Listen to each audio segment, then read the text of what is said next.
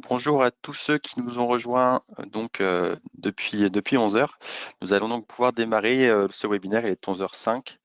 Merci d'être aussi nombreux pour ce webinaire qui va concerner la mise en place, comment mettre en place dans Egeri le pilotage dynamique du risque cyber. Donc nous allons voir ça ensemble aujourd'hui à travers une présentation qui va durer environ une demi-heure, puis après nous pourrons consacrer du temps à vos éventuelles questions. Je vais donc pouvoir démarrer sans attendre cette présentation qui va se décomposer en deux parties. Une partie théorique avec donc une présentation PowerPoint et une deuxième partie plus pratique avec une petite démonstration sur l'outil de comment mettre en place ce fameux pilotage dynamique du risque cyber. Alors pour commencer, je vais me présenter. Donc je m'appelle Adrien Mignereau, je suis ingénieur cybersécurité de formation et j'ai rejoint Egeri en 2021 dans les équipes Professional Services pour donc pouvoir présenter la solution à nos prospects et après les suivre une fois qu'ils sont clients, pouvoir notamment les accompagner dans leur réussite avec Egeri, pouvoir les accompagner sur leurs différents projets et pouvoir faire en sorte finalement qu'ils tirent pleinement parti de notre solution. L'agenda de ce webinaire, qui va durer environ une demi-heure, sera donc dans un premier temps une brève présentation d'Egeri, qui nous sommes et notre éventuel historique. L'achèvement du pilotage dynamique du risque cyber, comment nous allons finalement mettre en place ce pilotage dynamique, quels sont les points clés à respecter.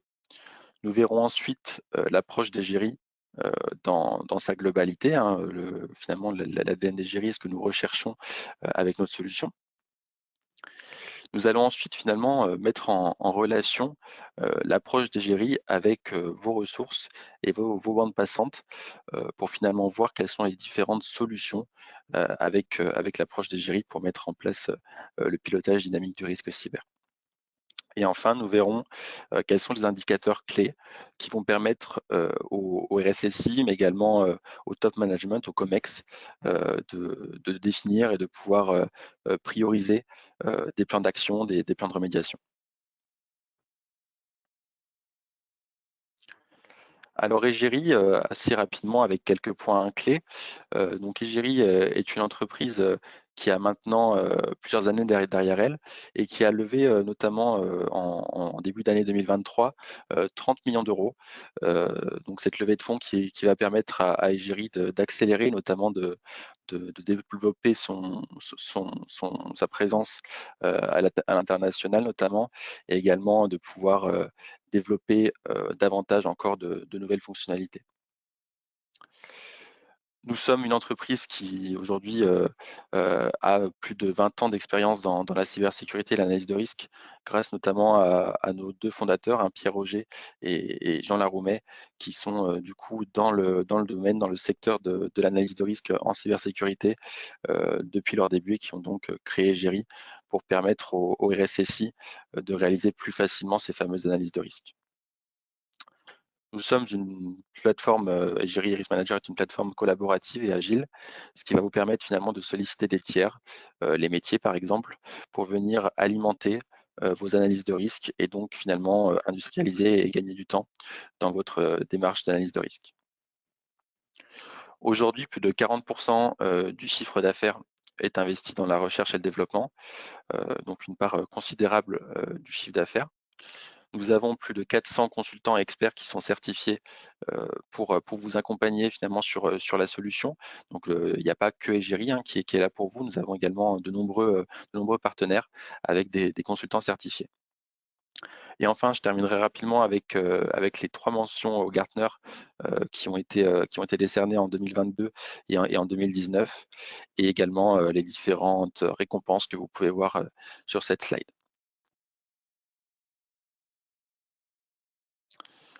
Aujourd'hui, Egeri propose différents cas d'usage. Ici, on en présente 6. En réalité, il y en a beaucoup plus, mais ce sont les 6 cas d'usage qui aujourd'hui sont les plus demandés par nos clients et c'est pour cela qu'on les présente. Donc ici, vous retrouverez notamment la réalisation d'analyse de risque, un cas d'usage finalement très classique, hein, ce pourquoi la solution a été créée il y a maintenant plus de 10 ans, pour permettre donc de réaliser plus simplement, plus facilement ces analyses de risque. Le second, l'intégration de la cybersécurité dans les projets, un cas d'usage qui est aujourd'hui très demandé, car il permet finalement de prendre en compte la sécurité by design dès le lancement du projet. Et donc, ça permet finalement que la cybersécurité ne soit plus un frein pour les projets et pour les chefs de projet, mais que ce soit finalement quelque chose d'assez fluide, puisqu'on prend en compte directement dans la phase de lancement de projet. Troisième cas d'usage, un cas d'usage qui est aussi en fort développement actuellement, qui concerne la quantification financière avec maintenant la méthode FAIR qui est intégrée à Egeri depuis sa version 4.1, qui va permettre du coup de poser une valeur financière sur les pertes liées au risque cyber, pertes actuelles et programmées, et ce qui va permettre finalement de s'adresser au top management, et pour notamment solliciter par exemple des budgets et justifier justement cette demande de budget. Trois autres cas d'usage qui ont une approche un peu différente, une approche par conformité, avec du coup la mesure du niveau de conformité de son organisation. Donc en interne, on va pouvoir envoyer, soumettre des questionnaires par rapport à des référentiels type par exemple NIST. La même chose finalement, hein, la mesure du niveau de sécurité pour les sous-traitants et fournisseurs. Donc cette fois-ci avec une approche un peu différente, hein, orientée vers l'extérieur. On va pouvoir notamment leur envoyer par exemple des plans d'assurance sécurité à compléter directement sur Egeri. Et le troisième cas d'usage que l'on va présenter ici, qui sera donc l'évaluation du niveau de sécurité des systèmes industriels pour éviter notamment le risque de supply.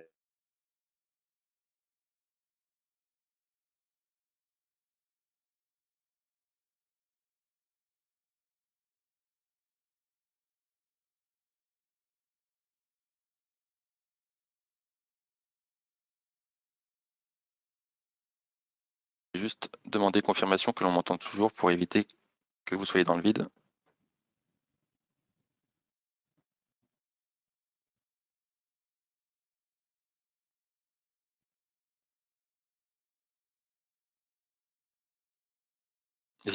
N'hésitez pas à me marquer dans le chat si jamais vous m'entendez.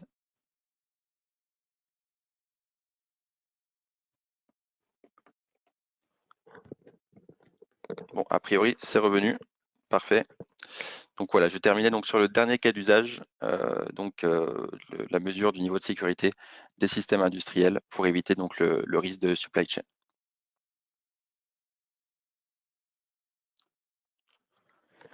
Concernant l'historique d'Egeri, donc voici ici une petite frise chronologique finalement d'Egeri depuis son lancement. Son lancement donc en 2012 avec la première version d'Egeri, la version 1, qui est à cette époque du coup la première solution qui va permettre vraiment de faciliter la réalisation des analyses de risque pour les experts cyber. En 2016 arrive du coup la version 2 d'Egeri avec la partie collaborative, la partie organisation, où on va pouvoir du coup euh, organiser, segmenter les analyses de risque les unes par rapport aux autres pour avoir du coup des vues, des tableaux de bord différents selon là où on se place dans les organisations. En 2019 sort la version 3 d'Egeri Risk Manager qui est marquée notamment par la labellisation par l'ANSSI de la labellisation EBIOS Risk Manager, puisqu'il y a eu un gros travail du coup de conformité par rapport à la liste d'exigences de l'ANSSI pour être labellisé EBIOS Risk Manager, donc un outil qui est pleinement conforme du coup à la méthodologie EBIOS Risk Manager. En 2021, la plateforme V4 sort avec l'apparition des visions 360, donc la possibilité d'avoir des vues transverses sur différents éléments, et notamment à cette époque, dans un premier temps, sur les risques, avec la cartographie des risques transverses, qui va permettre du coup au RSSI de pouvoir piloter de façon transverse leurs risques. En 2022, la version 4.1 fait son apparition, une version qui va concerner principalement la quantification financière avec l'apparition de la méthode FAIR intégrée à Egeri. Et on va pouvoir en parler d'ailleurs à l'occasion de ce webinaire puisque ce webinaire repose également sur cette nouvelle fonctionnalité. Et donc en 2023, la levée de fonds qui va nous permettre du coup d'accélérer, de nous étendre maintenant à l'international et de pouvoir développer encore de nouvelles fonctionnalités qui sont à venir très prochainement. Nous allons pouvoir maintenant rentrer dans le cœur du sujet avec du coup l'achèvement d'un pilotage dynamique du risque cyber. Alors on va passer très rapidement sur quelques points théoriques avant de passer au plus concret avec Egiri. Alors pour piloter dynamiquement son risque cyber, il y a 3 points clés. Le premier, c'est forcément l'évaluation continue de son périmètre, de son organisation. Le second, ça va être l'adaptation, donc d'être en perpétuelle finalement adaptation, puisque on le verra grâce à ces différentes évaluations faites régulièrement, on va pouvoir du coup mettre en place, et c'est le troisième point, des mitigations, des solutions pour vous permettre finalement de réduire votre risque. Le risque cyber donc est en perpétuelle évolution finalement, hein, de nouvelles vulnérabilités, de nouvelles failles peuvent apparaître finalement lorsqu'une action est réalisée par un humain au sein de votre organisation ou même lorsqu'il y a de nouvelles versions, par exemple software, qui sont déployées. Donc finalement, une image à un instant T de ce risque n'est pas suffisante. Il faut vraiment être en contrôle continu pour pouvoir vraiment maîtriser ce risque cyber. Nous allons nous concentrer finalement sur une partie un peu plus évaluation, puisque vous vous en doutez, Egiri est un éditeur logiciel orienté analyse de risque. Donc c'est notre cœur de métier que de parler de ce sujet d'évaluation continue. Ce que nous allons faire donc dans un premier temps, dans le cadre de ces évaluations continues, ça va être d'identifier et de classifier, de classer vos différents assets, vos biens supports, en fonction de leur sensibilité, de leur criticité, pour savoir finalement quels sont les assets, les biens supports sur lesquels vous devez vous concentrer et concentrer votre regard. Le deuxième point, ça va être la réalisation forcément d'analyse de risque, hein, c'est ce que nous allons voir. Et le troisième et dernier point pour pouvoir faire de l'évaluation continue, ça va être également de tirer parti de frameworks, de standards de sécurité, de référentiels, type par exemple NIST ou CIS, qui sont des référentiels maintenant assez connus et utilisés dans le monde de la cyber et qui vous permettent finalement aussi d'évaluer votre niveau de conformité à ces règles finalement, qui sont maintenant des standards. Nous allons maintenant pouvoir passer à l'approche Egiri. Donc l'approche Egiri, très globale, hein, sans même rentrer dans le détail pour l'instant du pilotage dynamique du risque cyber. Nous allons voir finalement quelle est la philosophie de l'outil Egiri Risk Manager. Alors l'idée, c'est qu'en entrée, vous allez utiliser des cas d'usage. C'est les cas d'usage dont on a parlé au début, qui vont vous permettre finalement, ces cas d'usage, d'obtenir des informations. Les informations que vous allez obtenir finalement, ce sont toujours les mêmes, hein. Vous allez obtenir des risques, des mesures et des plans d'action. Et ces 3 éléments-là, finalement, vous allez les avoir en vue par silo, hein, donc c'est cette colonne jaune. Vous allez les avoir dans chaque module d'analyse de risque, quel que soit le cas d'usage, de façon isolée dans un premier temps. Avec la vision 360, donc les vues transverses, dont j'ai parlé également sur l'historique d'Egiri, qui est apparu avec la version 4, vous allez pouvoir du coup visualiser vos risques de façon transverse, donc vous allez avoir une cartographie de vos risques pour toutes vos analyses de risques. Donc une page où vous verrez tous vos risques techniques. Donc une page très intéressante pour le RSSI. Vous allez également avoir cette même page de vision 360 pour les mesures. Et enfin, la vision 360 du plan de traitement, du plan d'action. Donc ces 3 pages qui permettent d'avoir une vue transverse finalement sur les éléments que l'on a construits grâce à nos cas d'usage, qu'on a obtenus, que l'on a détectés et évalués. On arrive ensuite à la partie qualitative avec la vision stratégique. On va pouvoir finalement regrouper, vous le voyez, cette flèche qui part de la vision 360 des risques vers cet histogramme renversé ici, qui nous permet de visualiser finalement les risques qui sont au-dessus du seuil, donc sur lesquels il faut garder un œil par famille de risques, hein. Vous le voyez ici, on n'est plus sur des risques techniques, hein, on parle d'hack ou d'intrusion, de ransomware, de fraude. Donc là, finalement, on vient regrouper les risques techniques de notre vision 360 sous forme de grandes familles de risques, de macro-risques, qui sont ici du coup affichés sous forme de risques techniques qui sont au-dessus d'un seuil d'acceptabilité. Et enfin, on arrive à la partie quantitative.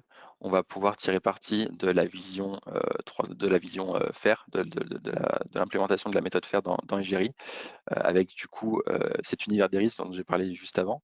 On va pouvoir évaluer ces macro-risques, ces différents risques de l'univers des risques. On va pouvoir les évaluer financièrement grâce à la méthode FAIR et donc obtenir des pertes financières pour chacun de ces macro-risques, mais également derrière pouvoir consolider ces différentes familles de risques à travers du coup un seul indicateur, enfin là en l'occurrence 2 indicateurs que vous voyez ici dans la partie cockpit, qui sont finalement des valeurs financières liées à votre risque cyber dans sa globalité. Et nous allons le voir, c'est sur ces indicateurs que nous allons nous baser pour piloter dynamiquement notre risque cyber. Alors aujourd'hui, si on souhaite mettre en place du coup le pilotage dynamique du risque cyber en utilisant Egeri, et par rapport à ce que nous avons vu avant avec l'approche d'Egeri, nous avons 2 solutions qui se dessinent. Nous avons une approche par organisation ou une approche par système. Ces 2 approches ont des avantages et des inconvénients, hein, toutes les 2. On va pouvoir commencer par exemple par l'approche par organisation. Alors cette approche finalement, elle va consister à une évaluation par des RSSI, par les RSSI par exemple de certaines sous-organisations, hein. On peut imaginer par exemple qu'un groupe ait 3 différentes filiales, donc on aura un RSSI par filiale.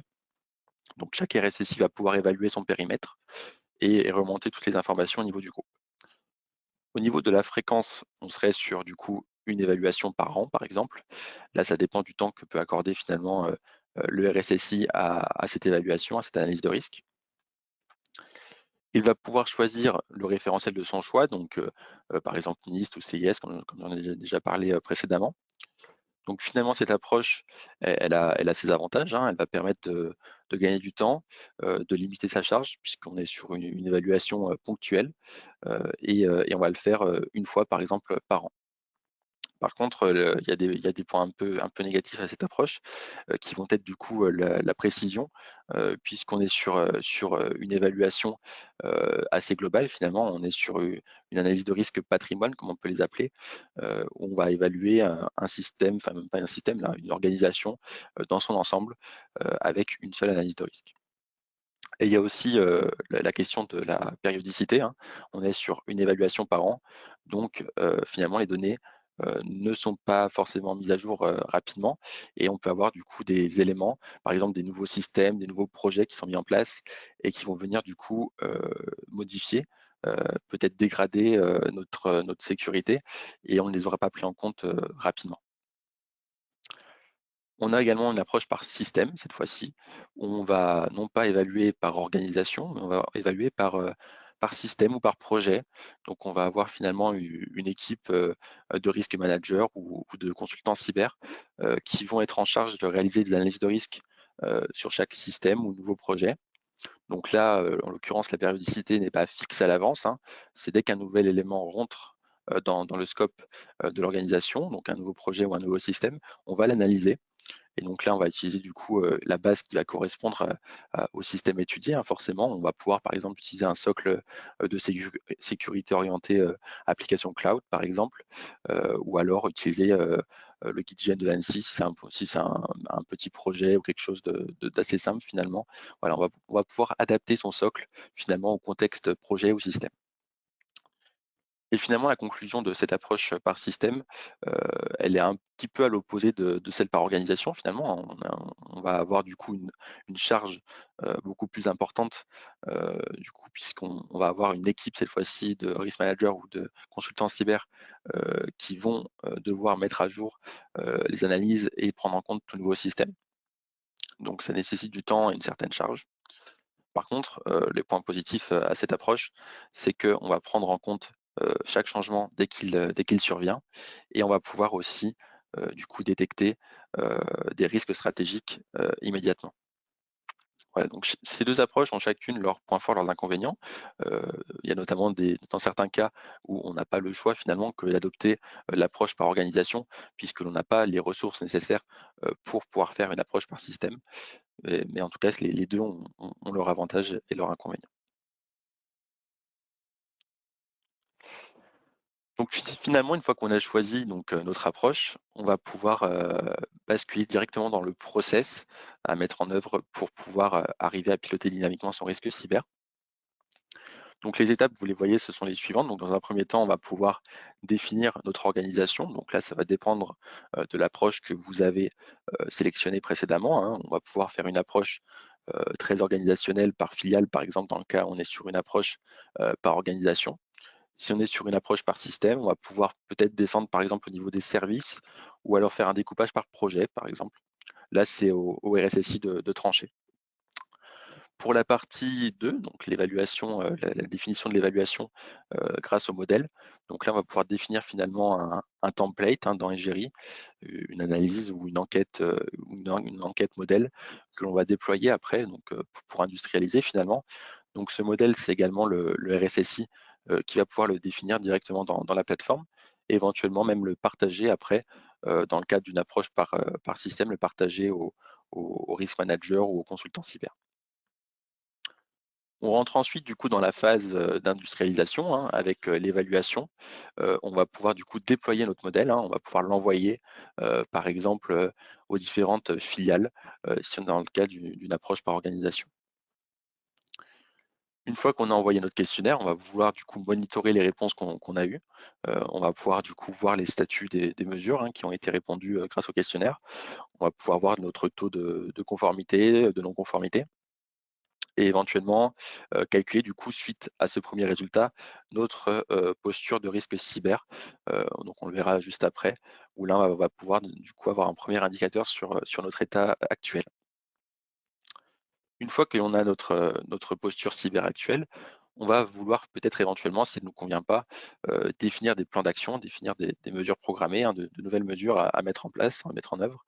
Et pour ce faire, on va du coup passer par une action de monitoring, encore une fois, hein, des mesures que l'on a d'appliquer, non appliquées, et sélectionner quelques mesures, par exemple, qui ne sont pas encore appliquées et qui seraient judicieux de mettre en place. Et donc, on va pouvoir directement solliciter du coup les personnes responsables pour mettre en place ces mesures et donc les passer au statut programmé. Et à partir de là, on va pouvoir du coup recalculer notre posture cyber sur la base de ces mesures programmées et donc obtenir finalement une vision sur notre posture cyber dans le futur, notre vision sur l'état programmé du risque cyber. Voilà finalement comment mettre en œuvre le pilotage dynamique du risque cyber dans Egeri de façon très théorique, hein, on va le voir après dans la pratique. Et l'idée, c'est quoi? C'est d'arriver du coup à la fin sur ces indicateurs, donc sur le cockpit, avec sur la partie gauche ici, votre perte cyber actuelle, et sur la droite, la perte cyber programmée pour votre organisation. Je vais basculer donc sur la démonstration.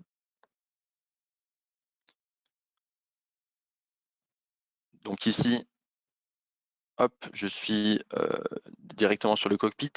Mais avant de commencer avec le cockpit, puisque là, finalement, le cockpit, on va plutôt y revenir à la fin, une fois qu'on aura effectué les actions, je vais vous présenter mon organisation dans le cadre de cette démo. Donc si je vais sur la page des organisations ici, j'ai un découpage, vous le voyez, par pays, éventuellement par service, dans le cadre d'un éventuel passage à une approche par système. Là, aujourd'hui, je suis resté au niveau des filiales par pays. Une fois que les organisations sont définies, donc on passe au point numéro 2 de notre process, hein, on arrive à la définition du modèle, du template. Donc ici, on va pouvoir définir un template, hein, donc on peut importer un template qui est disponible par exemple sur MyEgeri, hein, un site accessible à tous nos clients sur lesquels ils peuvent télécharger des modèles déjà préconçus qu'ils ont juste à importer dans la plateforme. Là, dans mon cas, j'ai sélectionné un modèle qui va permettre de faire de la conformité 27001. Donc dans ce modèle, finalement, j'ai mis en place une liste de mesures. On va pouvoir le voir. Hop, j'ai également des biens supports, des actifs primordiaux. Et ici,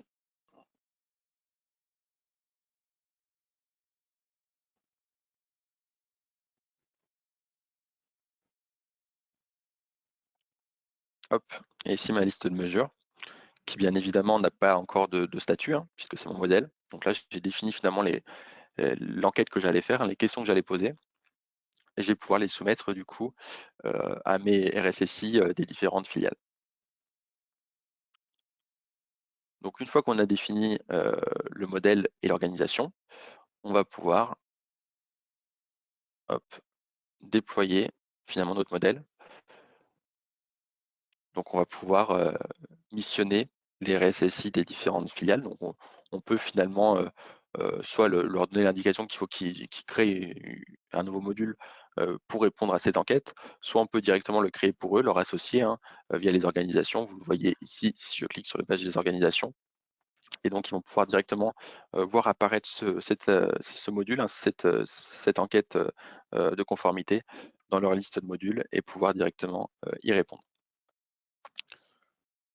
Donc finalement ici, je pourrais consulter la réponse de la France, les réponses de la France, de l'Allemagne et de l'Italie. Bon, en réalité, pour aller plus vite, je vais exploiter directement la vision 360 des mesures, qui est déjà ouverte, ça me permettra d'aller plus vite, où je vais avoir du coup les réponses de façon transverse de ces 3 filiales. Donc ici, je vois que dans mes 3 filiales, je suis à 58% de mesures non appliquées, 30% de mesures appliquées et 12% de mesures qui sont non applicables. Si éventuellement j'avais des mesures qui étaient non évaluées, je peux également ici visualiser ces mesures grâce au filtre et relancer du coup la filiale en question qui n'a pas répondu à toutes les questions. Sur cette base du coup de conforme, non conforme, je vais pouvoir avoir un premier indicateur au niveau du cockpit. Donc le cockpit, finalement, ce qu'il faut retenir, c'est que l'indicateur que vous retrouvez en tête du cockpit, c'est vraiment l'indicateur cyber dans sa globalité. On n'est plus au niveau des risques techniques ou même des macro-risques de l'univers des risques.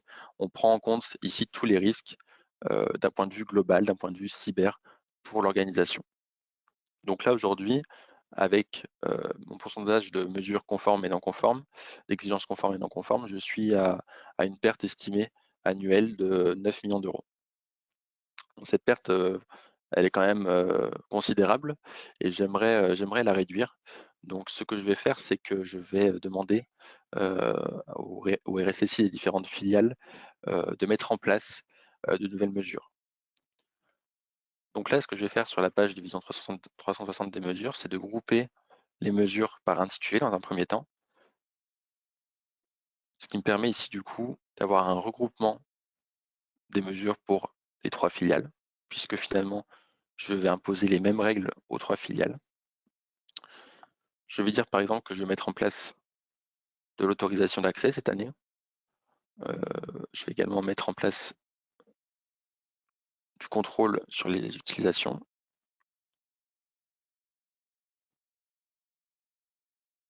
de l'analyse sur les résultats d'audit, du contrôle d'accès aux applications par exemple. Alors même ici par exemple où j'ai donc une filiale qui est conforme sur certains points. Alors là, en l'occurrence, c'est même des biens supports qui sont conformes partiellement. Donc une partie des assets sont conformes, une autre partie n'est pas conforme. Donc là, je pourrais imposer finalement que tous les assets soient conformes pour cette année.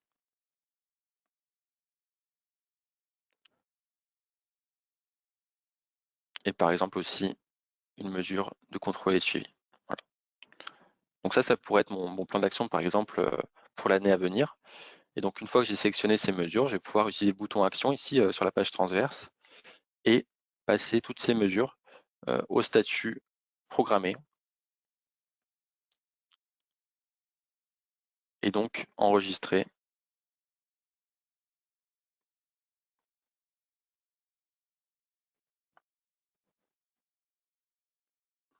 J'ai un petit problème de chargement visiblement.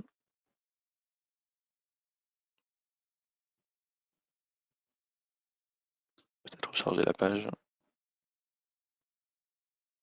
Je vais sélectionner les mesures que j'avais sélectionnées tout à l'heure.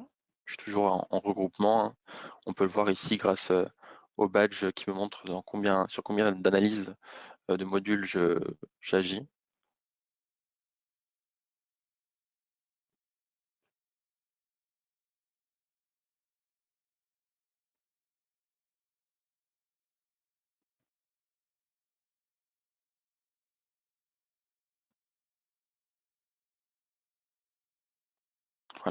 Donc je vais pouvoir appliquer le statut programmé à l'ensemble de ces mesures.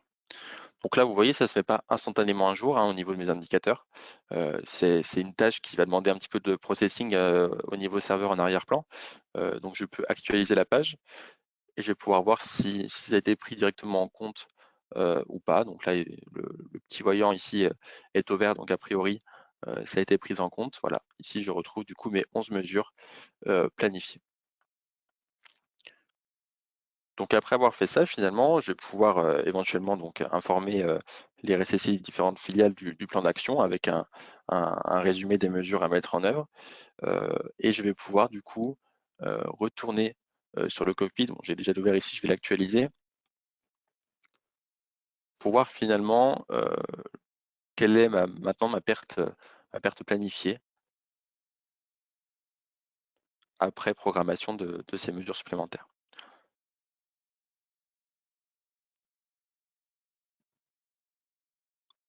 Voilà, donc là par exemple, on peut voir que grâce aux mesures programmées, la perte annuelle passe de 9 millions à 7,8 millions en investissant finalement 21 000 euros. C'est le coût de mes mesures. Vous pouvez renseigner un coût au niveau de vos mesures. Ce qui représente finalement une économie d'1 million, donc d'un million 100 000 euros, et un ROI du coup très important puisque finalement on investit très peu pour économiser une somme considérable. Voilà finalement comment mettre en œuvre le pilotage dynamique du risque cyber. Donc vous voyez que finalement, je le disais tout à l'heure, tout repose sur la quantification financière et donc sur la méthode FAIR, puisque c'est cette machine, finalement, c'est ce script, ce calcul qu'est la méthode FAIR qui va permettre de calculer ces valeurs financières qui sont finalement des valeurs très proches de la réalité du terrain et qui sont basées finalement sur vos valeurs de risque, sur votre statut de mesure, donc sur des choses très concrètes pour le RSSI et qui, elles, par contre, vont parler sans problème au top management. Et donc là, je pense que typiquement, le budget de 21 000 euros pour ces mesures serait accordé, à mon avis, sans trop d'hésitation. Voilà donc pour le pilotage dynamique du risque cyber. En tout cas, je vous remercie beaucoup pour votre présence aujourd'hui et pour votre attention tout au long de ce webinaire sur le pilotage dynamique du risque cyber. N'oubliez pas de répondre au sondage qui s'est affiché normalement sur votre écran. Ça pourra être intéressant pour nous de savoir sur quoi vous voulez travailler. Et une petite chose qui est finalement intéressante aussi, c'est que quand vous partagez un questionnaire, vous pouvez définir une date limite de réponse. Et à partir du moment où cette date est atteinte, la personne ne peut plus répondre au questionnaire, mais également sa licence associée est automatiquement libérée. Voilà, donc ça vous permet une gestion dynamique aussi des licences qui sont du coup flottantes. Voilà. Merci à tous pour votre présence encore une fois, aujourd'hui, et je vous dis à très bientôt lors d'une éventuelle démonstration ou sur un salon. N'hésitez pas à venir nous voir si vous en avez l'occasion, et je vous souhaite une excellente journée. Merci à tous. Au revoir.